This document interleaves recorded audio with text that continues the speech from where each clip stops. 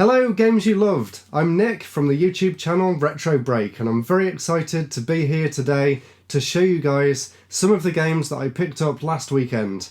I went on a game shopping road trip with my friend Jack, and one of the shops we went to was a shop called Vintage Gamer in Birmingham. It's an absolutely incredible shop and I managed to get loads of footage which I'll be putting on my channel. It might be there already or it might be coming out on Friday depending on when this video goes live, so look forward to that. But for now, in this video, let me show you all the amazing games that I picked up while I was there. Enjoy!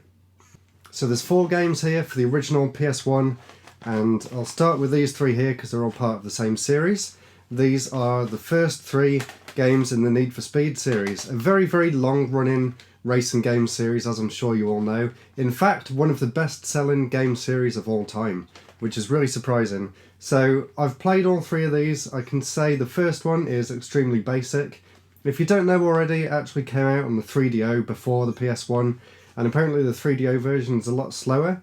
But the PS1 version, it seems quite good. I like the first-person style camera, where you can see the steering wheel moving inside the car. I think that must have been really impressive at the time.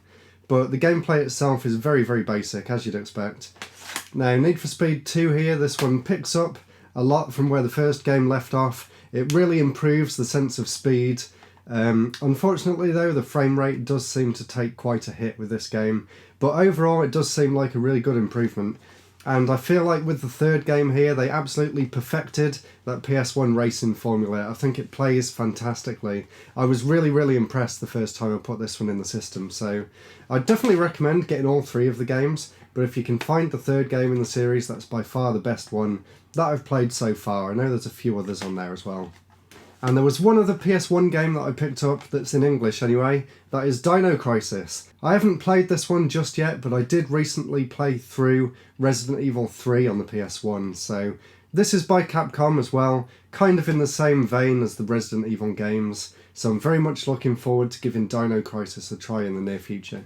And as well as those PS1 games, I also picked up 2 Japanese PS1 games from there as well. I am a huge fan of the Mega Man series, so when I saw this one sitting there on the shelf amongst all the many, many Japanese PS1 games, I couldn't pass this one up. This one is Rockman X5 on the PS1. One of my favourite games in the X series. I haven't actually owned a physical version of it until now, so I'm very happy to have this. And the other game for the PS1, this one is really interesting. You may or may not know of a DS game called Solar to Robo. Well, that game was kind of a spiritual sequel to this game here on the PS1 called Taeyang Concert. So I'm really excited to find this one. When I saw it on the shelf, I was literally jumping for joy. I was so excited to find it because I've been after this one for a long time. Unfortunately, I don't know where my modded PS1 is at the minute, so I won't be able to play it for a while. But even so, I am very excited to finally get my hands on a real copy of Taeyang Concert, so can't wait to give this one a go.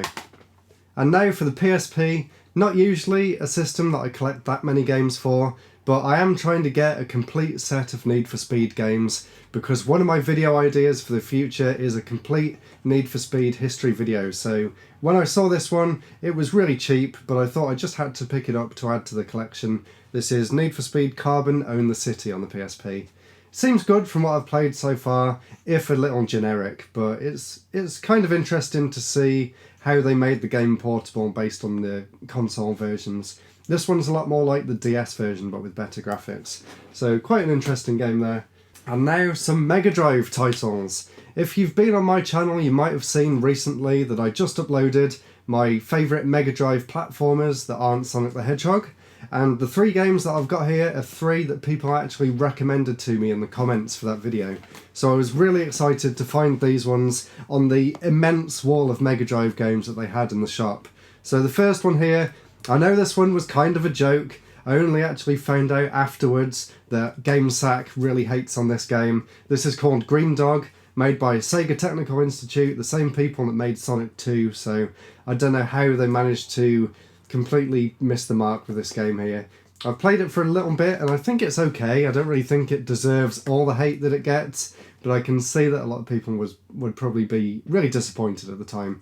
And it does also have a ridiculously cheesy And it does also have a ridiculously cheesy commercial that someone linked me to on Twitter, so I'm going to play a bit of that now because it's just too funny to pass up. You're at game. Green dog? It's pumping and macking. Green dog? Green dog ain't dead and it's not hunted. Green dog? So don't be a kook. Get Sager's Green Dog. It's gnarly. Green dog, it beats me. To be real bad, take Sega. The next game here, and one that I already knew I liked because I've played it on some Mega Drive collections, this one is Decap Attack. A really interesting game. It's like a really weird, quirky 90s take on a Nintendo platformer, but Sega just went all out with the wackiness on this one. Really fun game. You basically play as this mummy slash skeleton guy here, and you can throw your head at things and you can sort of hover in the air. Really weird game, but it plays really well. And the final game out of these boxed ones that I picked up here, and I definitely saved the best till last. I've heard how good this game is, and I didn't actually realise that it's different to the SNES game because I've only ever played the SNES version before. This one is Tiny Toons Adventures for the Mega Drive by Konami. Konami back in the day was one of my all-time favourite video game developers, and it really shows that they were on top form in the 16-bit era. This game is fantastic. I've only played it for about half an hour, but I know that when I sit down to play this game properly, it's going to be one of them games that I play all the way through from start to finish. It really is an amazing platformer. Highly recommend it if you've got a Mega Drive. And one more game on the Mega Drive here. I haven't had a chance to play this one yet, but I'm quite looking forward to it, even though, like Decap Attack, it's one of them really weird 90s games. It is Boogerman, a pick and flick adventure.